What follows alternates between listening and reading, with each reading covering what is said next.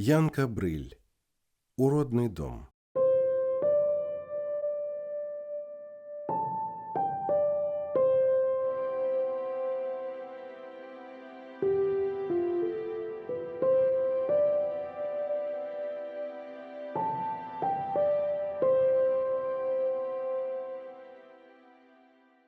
Альбудь. На звычайнай лясной паляне звычайная старая леснікова хата.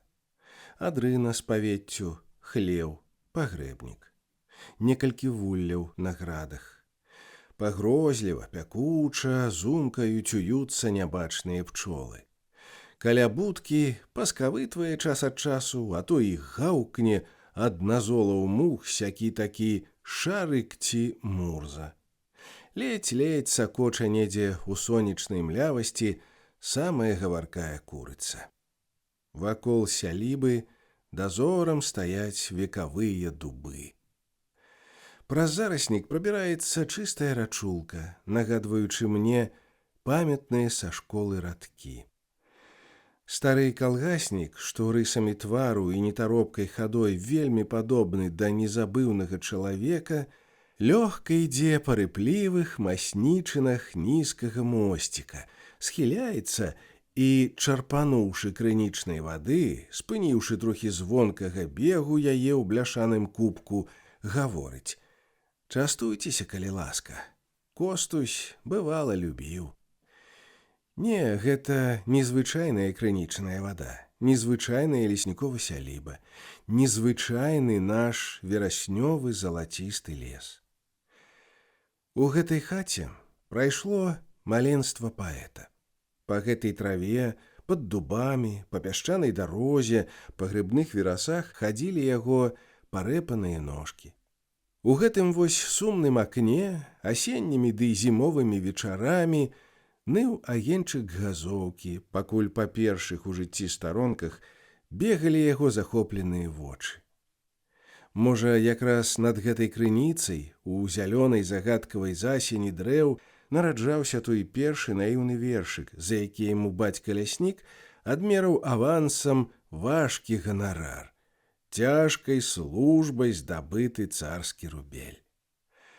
А вось гэты стары, усё яшчэ нястомны, лёгкі, ветлы чалавек, малодшы брат стваральніка новай зямлі, дзядзька Юзік, выдатны знаўца і дэкламатар братавай паэзіі, жывы персанаж нашай нацыянальнай эпапеі, той самы Юзік-шаляніца, што хадзіў тут па ўвекавечаным Костусем свеце, вельмі надзейна трымаючыся за доўгі падол матчынай шарачковай спадніцы.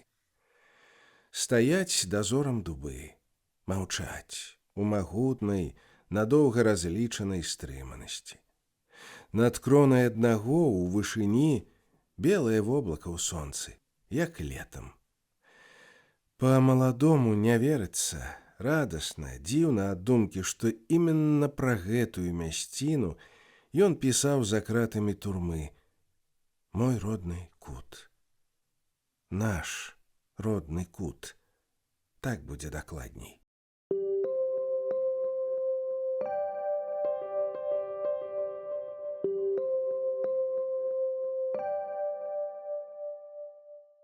Цвіце чарэшня. Міхайлаўская я наведаў пазалетась, у канцы жніўня 62-го года, мокрым і яшчэ бязлюдным раннем. Лена перачырыкваліся вераб'і. Голле яблыняў, каб не безліч падпорак, так і палегла б на траву. Пах флоксаў, якіх на сядзібе абапал дарожак было ненатуральна шмат, упіраўся ў пахмурнае неба. Густы, прытарны, нават некі нахабны.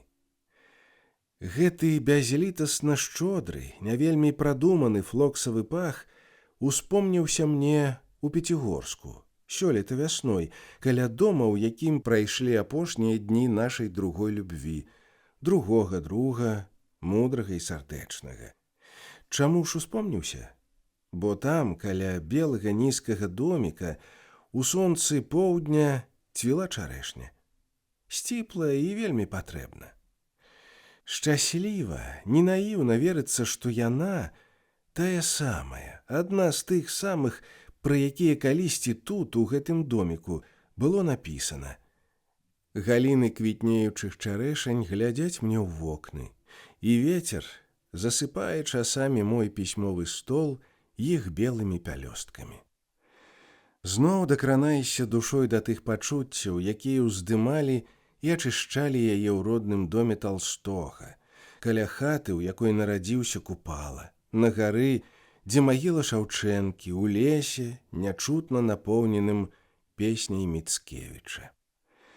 Пісьмовы стол, на зялёным сукне якога, як на траве, адпачывалі быстрыя і нястомныя рукі, што тут вось пры дапамозе гусінага пяра увекавечылі на паперы тамань, і выхажу адзін я на дарогу.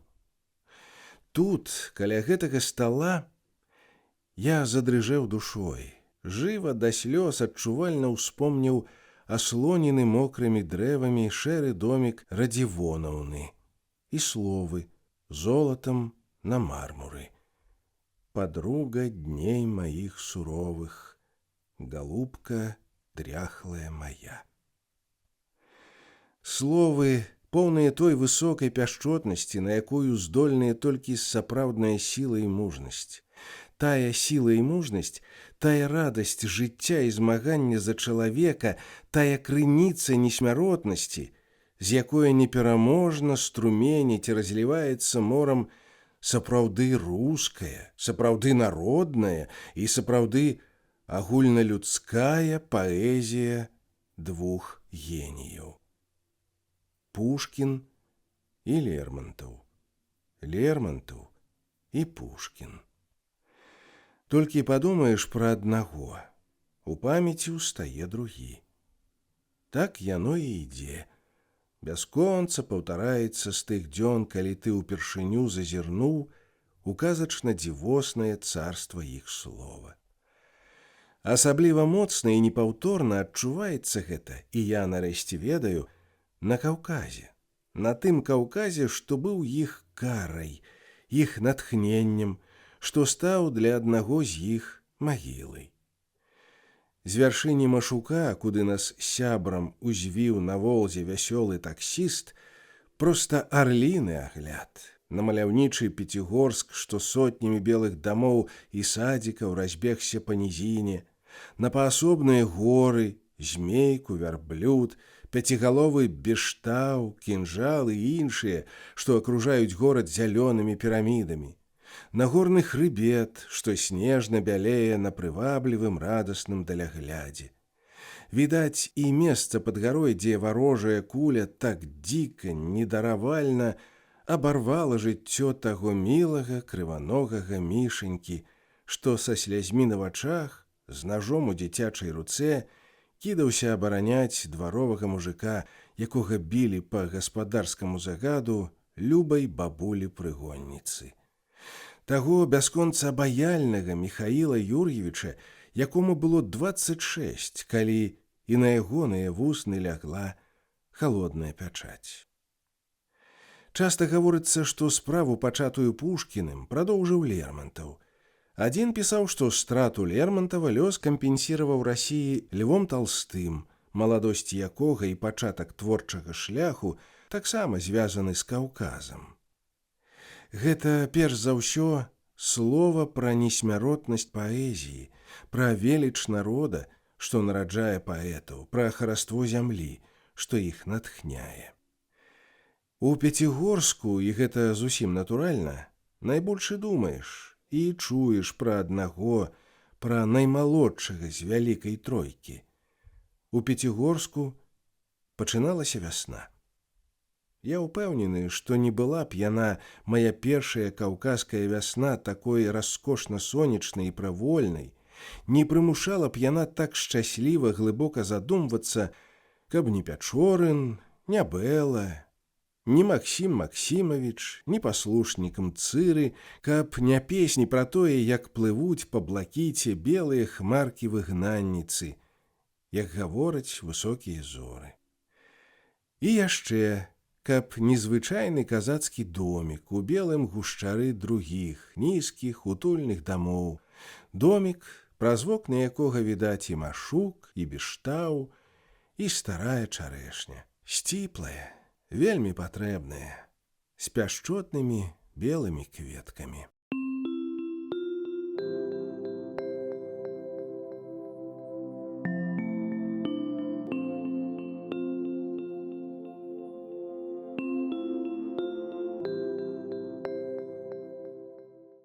Я не самотны. Богданович прыйшоў да мяне перш за ўсё сваім перапісчыкам. І цяпер, перачытваючы гэты верш, амаль расчулена ўспамінаю тое сваё хлапечае хваляванне, выкліканае, як сёння бачыцца, гранічна простым, але высока і, галоўнае, свежа паэтычным словам. Такія звычайныя рэчы: сонца, што свеціць у вузенькае акенца келлі, яснае неба, белыя аблокі, ластаўкі, што лунаюць кругамі. Адзін стомлены позірк туды праз акенца ад чыстага аркуша са шматфарбнымі застаўкамі бацягі манаха, адзін позірк, і я не толькі колішні вясковы хлапчук, але ўжо і сталы, вопытны мужчына сённяшняга дня. Я так много бачу, мяне так непаўторна хвалюе музыка роднага слова, разумнае, яркае спалучэнне сівой мінушчыны з простым, звычайным, даўно-даўно вядомым, любімым, да шчымлівага болю прыгожым. А тут каля акна малінаўка пяе і стукае жаўна. Такім хваляваннем вось ужо 40 гадоў мяне хвалюе песня пра слуцкіх прыгонных ткачых. Зноў жа цудоўнае спалучэнне мінушчыны з вечна жывым. Хвалюе ўзнёслая урачыстая зорка Венера, наш беларускі гімн чыстаму каханню, яго нявянучай прыгажосці.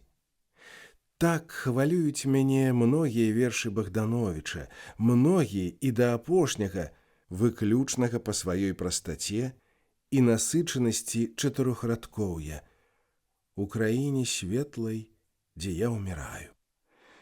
Дзіўнае і цудоўнае адчуванне. Чытаеш, перачытваеш, зноў прывыкаеш да думкі, што ён, наш першы Максім, таленавіты, па-сталаму мудры, высокаадукаваны, а потым зноў радаснае здзіўленне. Дык яму ж, калі ён пісаў, скажам, вось гэты верш, было 18 гадоў. Яму было толькі 22, калі ён даў выдатны разбор першых купалавых кніг. А потым сум і боль і горкая крыўда. У той сонечны крымскі дзень, калі з рукі беларускага ціхага юнака вылецеў і белым жалобным птахам асеў на падлозе лісток з радкамі пра кнігу, з якою ён, гэты юнак, усімі пакінуты, быў не самотны ў свой апошні час. Тады таму юнаку ішоў толькі 26. Такія страты меў кожны народ. Пішу гэта, і ўспамінаецца прабіты кулей Лермонтаў, пасечаны шаблямі Пецюфі. Абодва таксама, да 30. Ды і наша страта, пры нашай беднасці, здаецца мне асабліва балючай. Дзве заўвагі. Ніяк не ўяўляю зорак на грудях пана Бога, хоць бы ўжо яны ўпалі з грудзей пані багіні, а то ж барада Саваофа перашкаджае такое ўявіць. І другая, куды больш значная. Шкада, што для такога таленту, як Богдановичу, наша літаратурная мова была яшчэ замала апрацаваная. Дарэчы, тое самае адчуваеш, чытаючы ранняга, самага моцнага Купалу.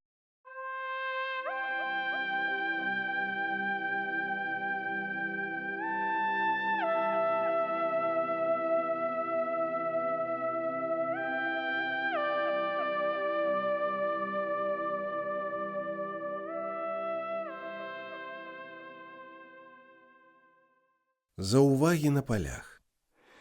Перачытваў пана Тадэвуша. Поўнасцю, чаго не рабіў даўно, хоць апошнімі гадамі часта, а сёлета вельмі часта бываў у родных мясцінах Міцкевіча, нямала думаў пра яго, пра свет яго паэзіі. Ярка ўяўляецца, як тут, на нашых дарогах, паміж родных і для мяне узгоркаў, пералескаў, далінамі каля рэк і азёраў, пыліла, чвякала па гразі, пырскала снегам у вочы іншая рэчаіснасць, той клас, якога ўжо назаўсёды няма. Смешныя, жалю, пагарды, вартыя норавы і тыпы, усе гэтыя дурныя крапідалы мацькаў, ісцізорыкі гірвазы, задзіры ды п'яніцы шляхцюкі, надзьмутыя падкаморы, рамантычна нягеглыя графы, усё гэта адышло ў нябыт. Не памятаю, хто, ці не Герцен, сказаў, што Міцкевіч праспяваў ім цудоўную адыходную. Зося збіраецца ў свет, упершыню выходзіць да гасцей, і Наташа Ростова збіраецца і выходзіць на баль. Як падобна. Думаю пра іх, творы Міцкевіча і Толстога, неяк адразу паралельна. Можа, часткова і таму, што перад ад'ездам сюды ў Нясвіж глядзеў Бандарчукову кінакарціну. Жывыя яны любоўю аўтараў да жыцця, людзей, прыроды. Апошнім, прыродай, быў, здаецца, найбольш задаволены і сам Міцкевіч. Падабенства дзвюх эпапей бачыцца мне не толькі ў часе, які ў іх апісаны, але і галоўнае у тым, што паказаны, ды з вялікай сімпатыяй, той самы ці вельмі падобны адзін да аднаго свет, свет пануючых. Толькі ў Толстога з большым размахам, з грунтоўнейшым запасам агульналюдскога цяпла і глыбіні. Здаецца, што добра бачу тую свабоду, з якою ён, Міцкевіч, тасаваў пейзажы, маёнткі, вёскі, замкі, корчмы, прататыпаў, здалёк, з выгнання, у горкім шчасці тугі і творчага азарэння, ствараючы вобразы свае цудоўныя Наваградчыны. Гаворачы пра яе, ён думаў, бясспрэчна, не толькі пра той куток, дзе нарадзіўся, дзе прайшло яго маленства і юнацтва. Міцкевіч думаў пра Беларусь. Наш неласкавы лёс судзіў і яму называць яе афіцыйна на мове уладароў Літвой. Аднак жа ніхто з вялікіх не сказаў пра родную мову прыгнечанага, абяздоленага беларуса так, як сказаў гэта ён, з еўрапейскай трыбуны назваўшы яе найбагацейшай і найчысцейшай з усходнеславянскіх моў, азначанай узнёслай прастатою. Многа сэрца аддаў ён нашым палям і пушчанскім нетрам, яснай свіцязі, быстраму Нёману, нашаму небу, усходам і заходам сонца, пяшчотнасці белых аблокаў, цемры і гневу навальніц, высокай мудрасці зорных начэй. Ад першых юначых балад і рамансаў да мужнай велічнай плыні пана Тадэвуша усюды, а тут, у Тадэвушы, з асаблівай сілай, з вечна свежай і неразгаданай чароўнасцю жыве яно, хараство беларускай прыроды, непараймальна проста і моцна ўзятае ў звонкае польскае слова. Чытаючы, бачу і тую навуковую важданіну, якую дагэтуль цягнуць руплівыя міцкевічазнаўцы, блытаючыся ды гразнучы ў здагадках. Дзе? Што? Чаму? Наколькі? І дзіўнай здаецца іх праца. Няўжо яна ажно так патрэбна? А твор жыве сваім жыццём, з усімі сваімі ўдачамі і няшкодным, нават пацешным смеццем памылак, недакладнасцей. Звычайныя памылкі не вельмі, з майго ўзросту гледзячы пажылога чалавека, тады яму было 35-36 гадоў, памылкі цудоўна спалучаныя з геніяльнасцю. Свята найсвенчай панны Кветнай, шчодра апісанага ў 11-й кнізе, і зусім, напрыклад, няма ў каталіцкім календары. Пра гэта з тактоўнай нешматслоўнасцю зазначаецца ў заўвагах да эпапеі. Я ажно засмяяўся, прачытаўшы тую няпростую заўвагу, і вырабляў жа гэты высокаадукаваны наваградскі літвін. Для пышных шляхецкіх банкетаў стравы выпісаны ім са старой кухарскай кнігі. І як тлумачыць выдавец, пацешна спалучаны без увагі на значэнне. Згаладнелы эмігрант, які пакуль пісаў сваё архідзева, харчаваўся, так я чытаў калісьці, пераважна бульбяною бабкай, дранкай, як гавораць і пры ім, відаць, гаварылі ў нашай мясцовасці. Гэта мне вельмі падабалася, дзіўна радасна спалучаючы ва ўяўленні вясковага падлетка веліч генія з прастатой, з блізкасцю чалавека. У гэтай сувязі стала неяк холадна, сумна, дзіўна ад думкі, што жывога чалавека з яго глыбокай, іскрыстай душой, натуральна надзеленай чалавечымі слабасцямі, замкнулі ў халодна-гладкі мармур вавельскай грабніцы, у камень і метал шматлікіх помнікаў. А спадчыну яго, тое галоўнае, што вызначае сусветную з'яву, імя якой Міцкевіч, здорава падчысцілі, сын католік, як піша Яструн, навек абакраўшы нашчадкаў.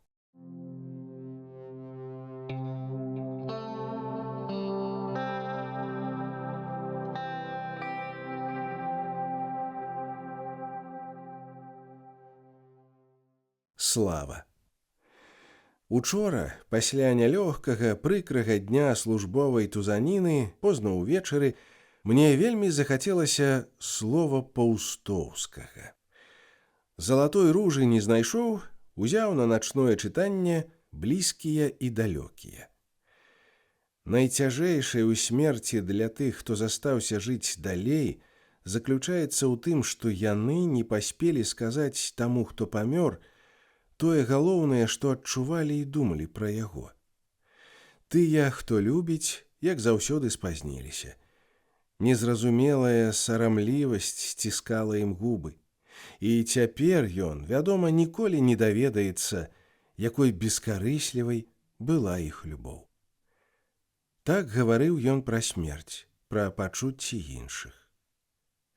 2 тыдні таму назад мы з дачкою дабраліся з нашай лясной надрэчнай глухамані ў раённы цэнтр.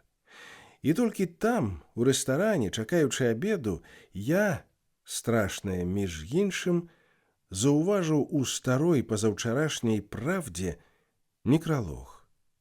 Захацелася крыкнуць ад болю, аднак толькі сказаў пра гэты боль дачцэ, бо і яна ўжо любіць яго па-даросламу.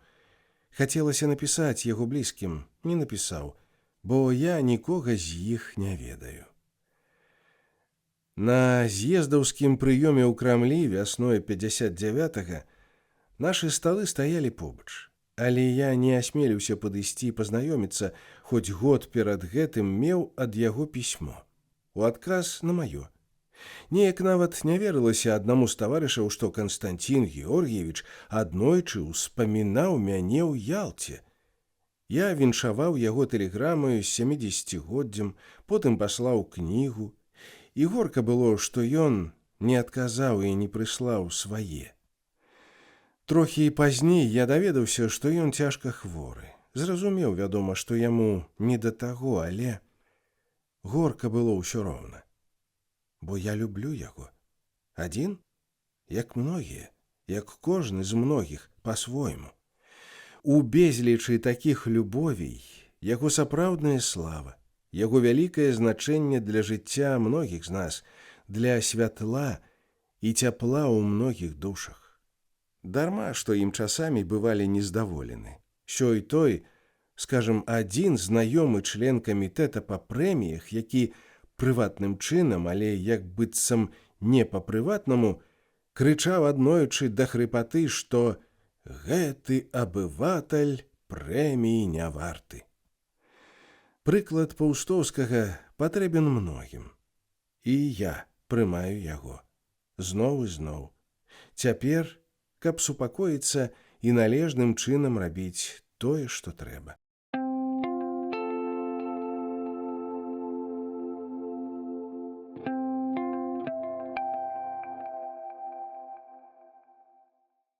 Цана солі. У нашу вёску, яшчэ калі я быў малы, Тургенеў прыйшоў зусім выпадкова. У старой, добра такі патрапанай рускай хрэстаматыі, што нейкім цудам трапіла ў адну з суседскіх хат, я прачытаў яго «Щі» і, здаецца, трохі пазней «Певцов». З тых дзён мяне хвалюе вобраз старой маці, забітай горам і галечай. Я вырастаў у цяжкай сялянскай працы сярод бяспраўных і прыгнечаных, якія ведалі цану пасоленай капусце, бачыў шмат старых маці, выпетраных працай і нягодамі. Адну з іх любіў і люблю, ужо даўно толькі па памяці. І тая, з высахлай рукой, з суровым воблікам, тургенеўская маці, вось ужо больш за 40 гадоў стаіць перада мною як вобраз да сцішнаты прыгожы, абагулена народны. З дзён маленства я памятаю і спеў Яшкі Турка. Дзіўна, я і дагэтуль амаль не ведаю песню, якую ён спяваў, але ў душы маёй яна пяе. Руская удаль, шырыня, туга і шчымлівая радасць надзеі. Ужо не толькі рускай. Помню, бачу даўно адлюстраваную ў хлапечым сэрцы белую чайку на марскім беразе, у промнях вячэрняй зары. Боль і мара. І гэта было мне вельмі знаёма. Было і застаецца. Нядаўна я, першы і хутчэй за ўсё адзіны ў жыцці раз, быў на радзіме Івана Сергеевіча. Хадзіў па дарожках старога, залаталістага парку, стараўся пазбягаць людзей, быць толькі з ім, у тым ціхім, таямнічым свеце, які жывіў калісьці яго геній. Не ведаю, ці вінавата сіла першых дзіцячых уражанняў, ці вінавата маё працоўнае, чорнахлебнае паходжанне, аднак мне і там, пад спрадвечнымі дрэвамі Спаскага, раней за ўсё і больш за ўсё ўспаміналіся запіскі паляўнічага. Ярка разнастайнае, шматпакутнае, любімае насельніцтва, зямля і неба, дні і ночы гэтай несмяротнай кнігі. І з іншай кнігі вобраз рабацягі маці, забітай горам. Але ўсё ж такі... Так, капуста ўсё ж такі пасолена. Каб убачыць гэта на ўсю глыбіню і паказаць на стагоддзі, патрэбны былі дзве рэчы. Вялікае чалавечае сэрца і вялікая агульналюдская культура. Яны шчасліва спалучыліся у яшчэ адным сыне Расіі. Не толькі для яе, для ўсіх, ва ўсім свеце, куды ўжо прыйшло і куды яшчэ прыйдзе, непаўторна па-руску цудоўнае слова Тургенева.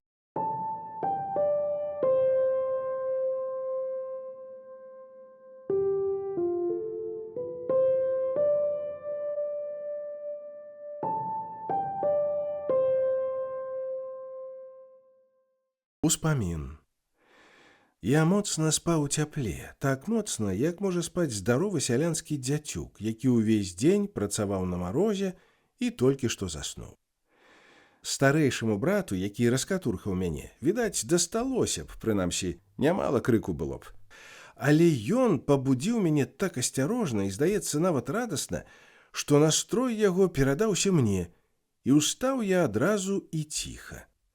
Аказваецца, брат прывёў да нас зусім незвычайнага госця. Наогул ён, мой Міхась, любіў і умеў сыходзіцца з цікавымі людзьмі, умеў іх знаходзіць.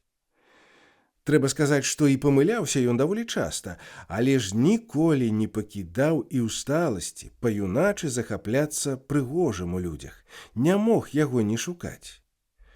Госць, які апоўначы, нібыта нейкім цудам апынуўся за нашым сталом, гэта быў першы для нас, закаханых у кнігу, жывы, сапраўдны паэт. Не з кнігі, а з трэцяй вёскі, за нейкіх 5 кіламетраў. Ён ужо друкаваўся, мы чулі пра яго. Сёння ён прыйшоў да сваякоў, у хаце якіх былі якраз вячоркі, там чытаў свае вершы, і там Міхась не прапусціў нагоды пазнаёміцца. нават і начаваць забраў да нас, ад родзічаў. Гэта для мяне стала зразумелым пазней. Адразу я быў проста ўражаны. І таму, калі наш незвычайны госць, павітаўшыся са мною тонам загаду і крыху заікаючыся, прапанаваў мне пайсці памыцца, я адразу пайшоў, шурпатасць сваю затаіўшы глыбока ў душы. Што ж, мне толькі 16, а госцю ажно 25. Што ж, ён ужо друкуецца, а я толькі пішу. У мяне пакуль што адзін і чытач, і крытык, і выдавец на 3 гады старэйшы брат, які не толькі часамі перапісвае мае творы сваім прыгожым почыркам, але пад ахвоту нават і ілюструе іх акварэллю. Я думаў, гэта нехаця ідучы у кухню, баковачку, нехаця мыючыся над цэбрам. Было ў маіх думках і іншае.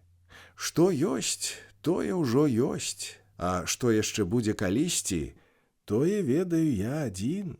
Ну і гэтак далей, у падобным сэнсе, што вядома, памятна кожнаму, хто рана ўзяўся за пяро. І наіўнасць, і самалюбства смешныя на сталае вока, але ж таксама і штосьці добрае, натуральнае, без чаго не было б ні пошукаў, ні веры ў самога сябе, ні проста маладосці. Таксама, як памыцца, вельмі мне трэба гэта апоўначы, мне было проста загадана чытаць свае вершы. На гэта я пайшоў ахватней. Маўклівае бурчанне нездаволенасці саступіла ў душы маё месца хваляванню, не менш затоенаму, але да напалу ў шчоках і вушах адчувальнаму. Вершы мае былі, разумеецца, недаацэнены. Так здалося б, відаць, і кожнаму на маім месцы. Госць больш хваліў жаданне пісаць, раіў мне тое ды сёе, і я прыняў гэта праз ветлівасць спакойна, нібыта нават удзячна. Навошта, суме мой, такі вялікі ўступ? Нам куды лепш было б сёння зноў сустрэцца ўтрох за сталом, успомніць тую вясковую поўнач і пасмяяцца. Здалёк праз восеньскую паэтычную смугу так многа перажытага. Не ўспомнім, бо не сустрэнемся. Іх абодвух ужо даўно няма. Асабліва даўно таго нашага госця. На ўрачысты вечар у нашым пісьменніцкім клубе, прысвечаны гадавіне перамогі над фашызмам, былі запрошаны студэнты тэатральнага інстытута. Яны чыталі са сцэны вершы паэтаў, якія загінулі на франтах і ў партызанскіх атрадах. Юнакі, не вельмі старэйшыя за таго мяне, што соладка пакутаваў над сшыткамі першых літаратурных пошукаў, і асабліва мілыя дзяўчаты, што хваляваліся, як мне здавалася, і больш, і прыгажэй за хлопцаў. Адна з іх чытала вершы таго начнога госця, Алеся Мілюця. У кнізе «Мы іх не забудзем», першым пасляваенным зборніку паэзіі нашых загінуўшых сяброў, да вершаў Алеся, якія ўпершыню тады з'явіліся ў савецкім друку, ёсць мая невялічкая прадмова. Яна напісана рукой таварыша, і сёння я не думаю, што быў у той час несправядлівы ў акрэсленнях. Аднак прызнаюся, што за апошнія гады я некалькі разоў міжволі вяртаўся думкай да тае прадмовы. Зноў узважваў на правільнасць наступны абзац. Алесь Мілюць з'яўляецца адной са шматлікіх ахвяр панскага гнёту, адным з тых, у каго не хапіла сіл самому прабіцца скрозь гушчу рэакцыі да вяршынь майстэрства, хто не здолеў на працягу доўгіх год саматужнай працы вырвацца з межаў бясконцага пачынання. Ці не залішне сурова, катэгарычна, ці да канца аб'ектыўна? Калі я слухаў вершы ў выкананні студэнтаў, асабліва верш майго сябра з голасу маладзенькай, усхваляванай дзяўчыны, вобраз Алеся, дабрадушнага, шчырага беларускага хлопца, сціплага і вясёлага, захопленага ўсім прыгожым і чыстым, вобраз гэты устаў перада мною з небывалай выразнасцю. З ім прыйшоў да мяне водар белай грэчкі і вялых пракосаў, залацістая шчотка, сцяна аўсяных гузыроў над прахалодным, старанна падмеценым токам, ціхае і вільготнае врукатанне жывое скібы за плугам, пах адліжнага снегу і свежых бярозавых трэсак. Усё, з чаго складаўся той свет, адкуль ішла і яго Алесева апантаннасць, адкуль ішла паэзія, якая і жывіла, і натхняла нас. Колас, Купала, Богданович, Танк. Апошні сваім голасам, сваім рэальным, блізкім, заходніцкім існаваннем хваляваў тады, бадай, найбольш, неяк па-асабліваму. Я не ведаю, як ён, Алесь, памёр. Адразу падбіты куляй, альбо разарваны снарадам, або не адразу, ад ран. Пад гукі ягонага верша мне ўявілася да слёз зразумела і востра, як ён бяжыць па асенняй нямецкай раллі, недзе ў сцюдзёнай замглёнасці ўсходняй Прусіі, як ён і тут, як заўсёды з людзьмі, крычыць задыхана баявое «Ура!». Мой сардэчны, заўсёды не надта здаровы, хутчэй не салдат, а ціхі, любімы вясковы настаўнік. Як ён падае, я не бачу. Гэты бег па раллі, гэты задыханы крык — апошняе, што мне ўяўляецца з яго апошніх момантаў. Днямі яму ўспомнілася б 60 гадоў. 24 з 60 забралі ў яго фашысты. Заўчасная смерць. Што ён мог бы зрабіць за гэтыя 24, каб жыў? Кім ён быў бы? Ці ўзяў бы сваё як літаратар, ці, можа, стаў бы, як мне ўявілася, добрым, любімым дзецьмі настаўнікам, выкладчыкам літаратуры? А можа, застаўся б, як быў да вайны, пасля верасня, сціплым сельпоўскім рахункаводам? Адно я ведаю цвёрда. У нашым свеце было б яшчэ на аднаго харошага чалавека больш. Як ён любіў бы родную справу, роднае паэтычнае слова.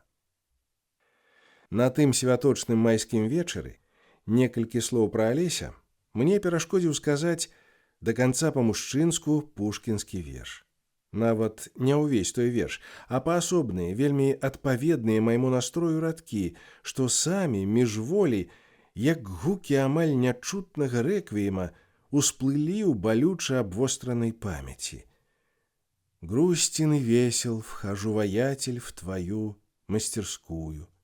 Грустен гуляю, со мной доброго Дельвига нет. Как бы он обнял тебя, как бы гордился тобой. Алесь, вядома, не Дельвиг, а я тым больш, вядома, не Пушкін. Справа толькі ў адным. Калі б ён, адзін з найбліжэйшых сяброў мае маладосці, не загінуў за тых, што жывуць, сёння мне вельмі добра было б разам з ім радавацца прыходу новага ў нашу літаратуру. Ён умеў так радавацца, я ведаю гэта. Я памятаю тую зімовую поўнач. Праз ціхае, няшчодрае, а вельмі ж свойскае утульнае святло зноў запаленай у нашай хаце лямпы, праз маладую свежасць халоднай вады, якую вочы мае прынялі хоць і не вельмі адразу, але ж ахвотна.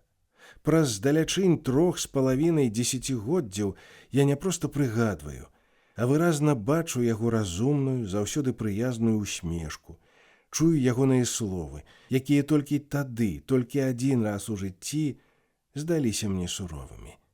Ды і то ненадоўга. Ты мяне, суме мой, так ужо, мусіць, і не пакінеш.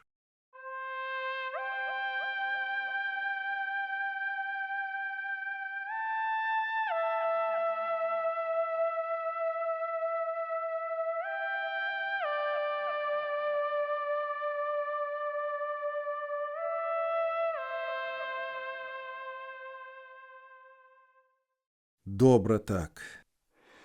Былі сустрэчы, ростані, праца і адпачынак за адным сталом, выступленні ў вясковых школах і перад студэнтамі, былі і самотныя гутаркі пра наша найдаражэйшае, былі вандраванні па роднай зямлі. Пехатой у машыннай выгодзе, у маторнай лодцы насустрач ветру, у самалёціку над балатамі. Першае выданне сабраных ім беларускіх прыказак Факт ужо гістарычны, адна з яго ўжо даўно шматлікіх кніг. А ў маёй памяці, у тым раздзеле, дзе ў загалоўку значыцца імя і прозвішча Фёдор Янкоўскі, кніга гэтая яшчэ ўсё рукапіс, над якім мы ўдвух сядзім. Яшчэ ўсё снег пералётвае і ляжыць за акном. Сосны маўчаць, а з паперы гаворыць народная мудрасць, паэзія ў скупасці слова. Пасля пайшлі яго другія рукапісы. Над самым капітальным з іх, над рукапісам першай беларускай фразеалогіі, мне таксама прыйшлося пасядзець у якасці першага чытача. Аднаму ўжо, без аўтара. Тыя гадзіны, дарэчы, таксама са снегам і соснамі за акном, бачацца ўжо недалёкім, светлым пачаткам нашага сяброўства, а проста як час сапраўднай чытацкай асалоды і плённага творчага роздуму. І ў гэтай, тады яшчэ толькі будучай кнізе, мне зноў адкрывалася шчаслівае спалучэнне карпатлівай, настойлівай працы, высокага майстра і закаханасці вернага сына народу. Мне ўжо даводзілася пісаць пра найсвятлейшае ў маім уражанні ад гэтай кнігі. Тут я свядома паўтаруся.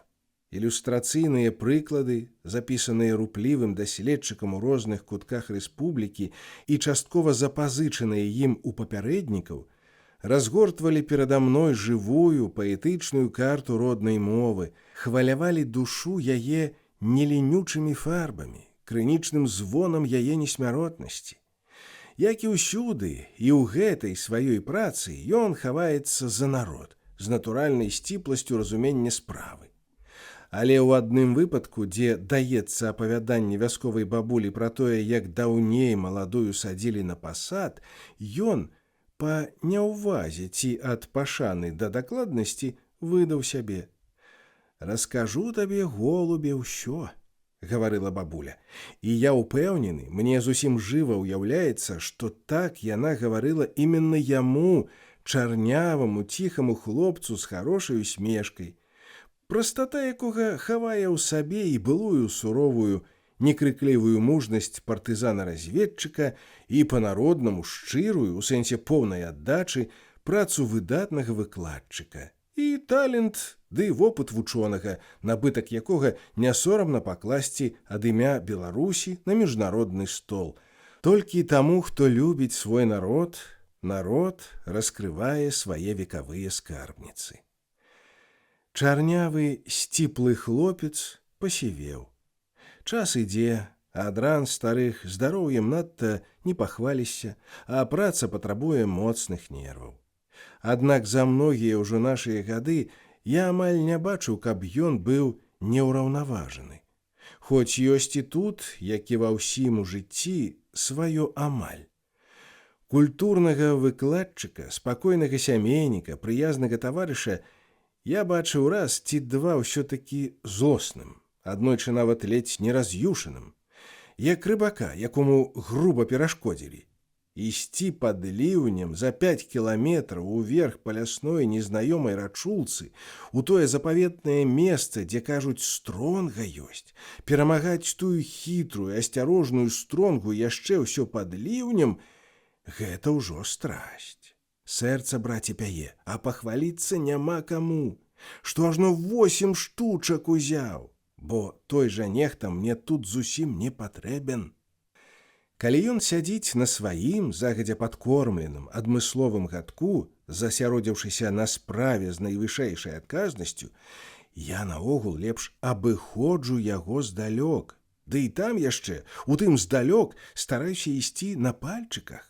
Не ўсе пра гэта ведаюць, каторыя дык нават любяць падысці да рыбака, папрастарэкаваць з прыязнасцю. А ўжо калі ўбачаць, што чалавек ды штосьці валачэ з вады, бягуць туды, як на пажар, з усім гукавым афармленнем. Тым, што беглі да Федзі, я не зайздросціў. Тым больш цікава, нязвычна было бачыць яго самога ў якасці парушальніка рыбацкіх законаў. Здарылася ў нас аднойчы такое, над рэчкай Рытай, на поўдзень ад Брэста. З вечара мы ўтрох удачліва лавілі плотак і акунёў, варылі юшку, пасля вячэры доўга яшчэ сядзелі каля вогнішча, сяк-так паспалі і на досведку выйшлі да рэчкі ў густой палескай імгле. Яна здавалася мне казачнай, можа таму, што ўвечары да мяне ў маю найцішэйшую завоіну казачна падплываў, злосна ўцякаў, пацвелены кончыкам вудзільна і зноў з настойлівай наіўнасцю вяртаўся вуж. Цяпер у ранні вужа не было. У завоіне была тая самая, толькі ўжо ранішняя цішыня. Была блазенская радасць надзеі на небывалую ўдачу, быў потым першы, пакуль што не вельмі багаты, побліск удачы, першая плотка. А потым у нашай імглістай, росна-церпкай, трошкі пранозлівай і вельмі чуткай цішыні раптам пачулася нечаканае: «Эй!» Я азірнуўся. Сходу яшчэ здзіўлена зразумеўшы, што гэта голас ягоны, Янкоўскага. Ён быў бліжэй да мяне. Здзіўленне маё мільганула, як іскра, а потым яно распасцерлася ў ціхую радасць. З густой імглы, празрыста падрумяненай усходам сонца, на мяне пазірала казуля. На мілай мордачцы вельмі выразна відно было недаўменне. Выйшла з лесу, а тут... Спыніся, маё першае ў жыцці такое казачна прыгожае імгненне. Нейкі момант, можа, нават адносна вельмі доўга, яна глядзела на мяне, бліжэйшага, маўклівага ды непарушнага, перажываючы і мой выгляд, і голас майго менш бачнага ў імгле суседа, не ведала, што ёй рабіць, ісці да вадапою ці вярнуцца. Вярнулася. Але ў маёй удзячнай памяці стаіць, глядзіць адзін на двух незвычайны ўспамін. Не столькі па класічнаму запавету, колькі па патрэбе душы наведалі мы з Федзям узаемна нашы родныя мясціны. Мае ён, зрэшты, ведаў трохі і да знаёмства са мною, а Глушчыну, яго, мне давялося ўпершыню наведаць разам з ім. Пішу гэта і ўспамінаецца тая яго наіўна-мудрая, ужо і шматвопытная, але ж і маладая радасць ды трывога, схаваная ў падтэксце гутарак і паводзін. Хаця ж ці спадабалася табе мая хата, мой брат, нашы людзі, наш лес, наша поле і неба? Добра так. А яшчэ калі чысты, здаровы смех, калі шчырае слова пра штосьці новае ў радаснай і хвалюючай безлічы спраў, якія мы збіраемся зрабіць, тады, вядома, яшчэ лепш. І па ўзлеску ісці, і сядзець над ракою, і ў роднай сябравай хаце.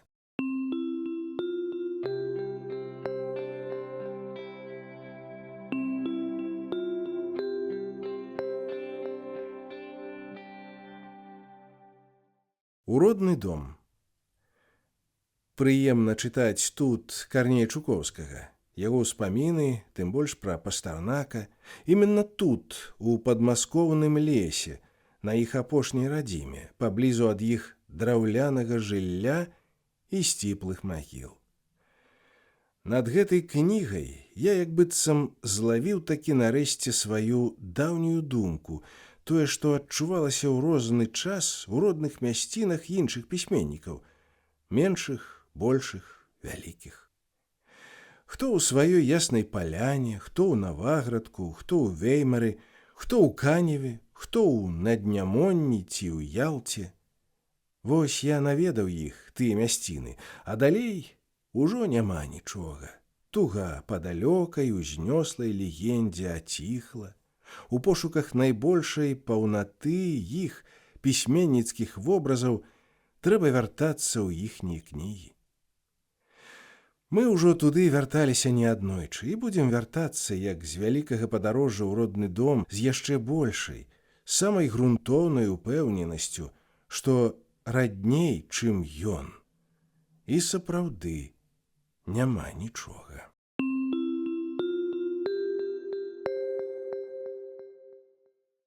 Трохі пра вечнае. Над Нёманам 3 векавыя дубы. Пад першым я гляжу на другі і на трэці. Стаіць іх тут, магутных ды прыгожых, больш, аднак мне хапае і 3, нават і 2. Таго, пад якім я прылёг у цяньку, дарагім пасля пыльнай спякотнай дарогі, і бліжэйшага, на які я гляджу значна больш. На буслянку. Ёсць яна і на 3, далейшым дубе. Нават і бусел там стаіць, нерухомы, як помнічак, але на гэтую бліжэйшую буслянку, хоць і схаваную ў густой цёмна-зялёнай кроне, глядзіцца лежачы проста чамусьці лепш, нібы чакаючы чагосьці большага, чагосьці незвычайнага. Канчаецца ліпень. Бусляняты гэтай парою амаль зусім ужо дарослыя, толькі зблізку адрозніш іх ад бацькоў.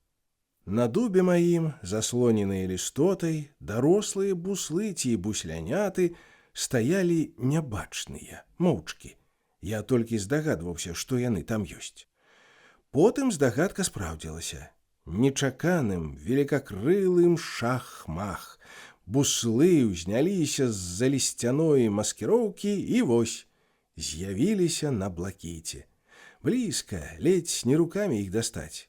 Даўно прывычны і такі заўсёды новы цуд. Тут я іх і пазнаў, маладых.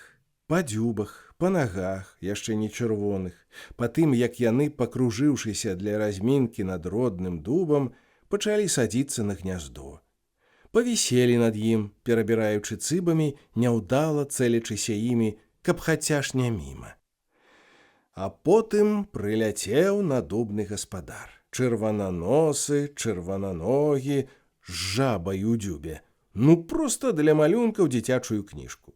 На гняздо ён сеў упэўнена адразу, і тады, апошні доказ, што першыя 2 маладыя, пачулася іх нецярплівае, нават яшчэ ўсё пястотнае сіпенне. А мне ізноў успомніўся сёлетні сакавік. Мы яе неслі спачатку з крутога коўскага ўзгорка, а потым доўга па вуліцы, над глыбокай сцюдзёнай гразёю, над бруднай наледдзю, над драўчукамі, што мутна і весела булькалі насустрач нашаму сумнаму шэсцю. Ёй ужо было знойдзена месца ў цясноце спрадвечных магіл. Яе там засыпалі жвірам, маю старэнькую пакутніцу-сястру. І ўвесь гэты час, пакуль мы ішлі і стаялі, звінеў у небе жаўранак. Здавалася, адзін усё той самы ранні, што з дуру прыляцеў ужо не самому сабе, а камусьці на радасць. Пасля быў вечар, нудота і гоман п'яных памінак, а потым ноч і раніца. Я зноў прыйшоў гэтую хату на ўзгорку, да якое прывык за жыццё, у якую першыню мяне не сустрэла яна, старая гаспадыня. Прыйшоў з нечаканым і дзіўным у гэты дзень пробліскам радасці ў сэрцы і ў першым слове на парозе. Чаго ж такая неадпаведная радасць? Узыходзячы на круты коўскі ўзгорак, я, нібы хтосьці мяне штурхануў, зірнуў угару, туды, дзе побач з хатай, на агародзе пад самыя хмары, уздымаецца змалку знаёмая старая ліпа. На ліпу выкінуты быў на самую вяршыню белы сцяг вясны. Там сядзеў першы сёлетні бусел, вельмі ранні, яшчэ нечаканы. Я пастаяў каля плота, шчасліва намагаючыся ўявіць ягоны шлях ад пірамідаў да нашых надрэчных лугоў.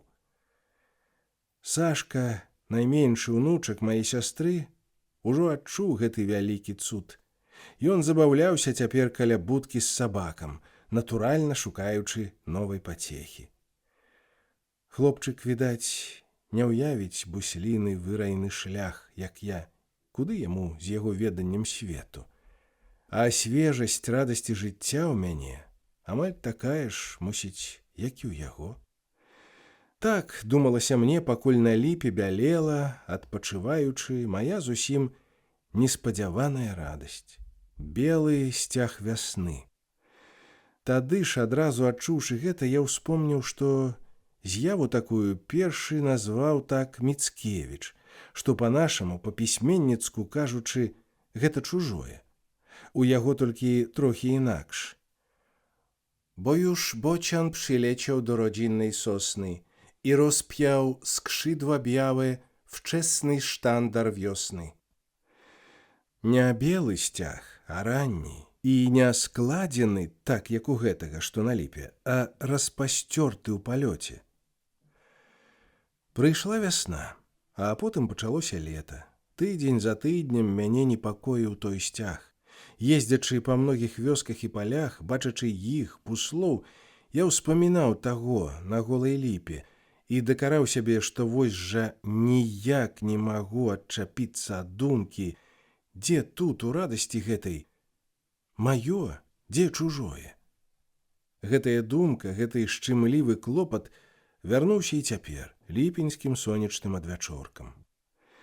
Чаму гэта літаратуршчына, кніжнасць, калі я, гледзячы на буслоў, зноў вось успамінаю Міцкевіча? Цяпер ужо не аднаго, а з Рыльскім. Яшчэ вясной ад неспакою свайго я перачытваў ягоны пераклад пана Тадэвуша. Толькі тую мясціну, дзе даецца малюнак надзвычай ранняга вяртання з выраю.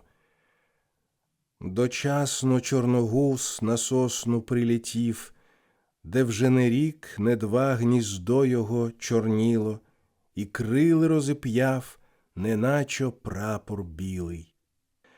Акадэмік, які ў сівай старасці мог памалечы хвалявацца, злавіўшы от сабе акунька, як это бачыў тут, над Днёманам, Максім Тадэевіч любіў навуковую дакладнасць.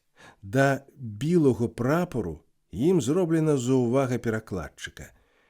Паэтычная вольнасць, у сапраўднасці бусел, маючы белае тулава і шыю, крылы мае чорныя. МР. Ха-ха. Прыемна ўсё-такі і ў акадэміка знайсці пралік. Гледзячы з-пад дуба на бусло ў палёце, знізу пад крылы бачу, яны не белыя, як у Міцкевіча, але ж і не чорныя, як у Рыльскага. Яны чорна-белыя. Во! Але і гэта не ўсё. І тут я не зусім арыгінальны. Станіслаў Пігань, яшчэ адзін акадэмік, польскі, у заўвагах да пана Тадэвуша, апраўдваючы паэта, піша: крылы ў яго распасцёртыя, гэта значыць, бачныя знізу, робяць уражанне белых. Але не ў гэтым для мяне галоўнае. Далей ён піша: падобнае акрэсленне бусла з распасцёртымі крыламі, як белакрылага, знаходзім мы яшчэ ў Авідзія. Во, не ажно дзеды калі. Усе яны, украінец, паляк, старажытны рымлянін, ішлі ад жыцця. Вялікая паэзія звязана з ім непарыўна. Яна сама жыццё, увекавечанае ў слове. І нежыццёвым, непраўдзівым было б замоўчваць, як, гледзячы на тое, што я бачу сам, я і ўспамінаю сказанае ад перажытага іншымі, перажываючы яго па-свойму зноў. Клікачыце, буслы. Няхай жыве, як сонца, вечная паэзія. І тут, над нашай ракою.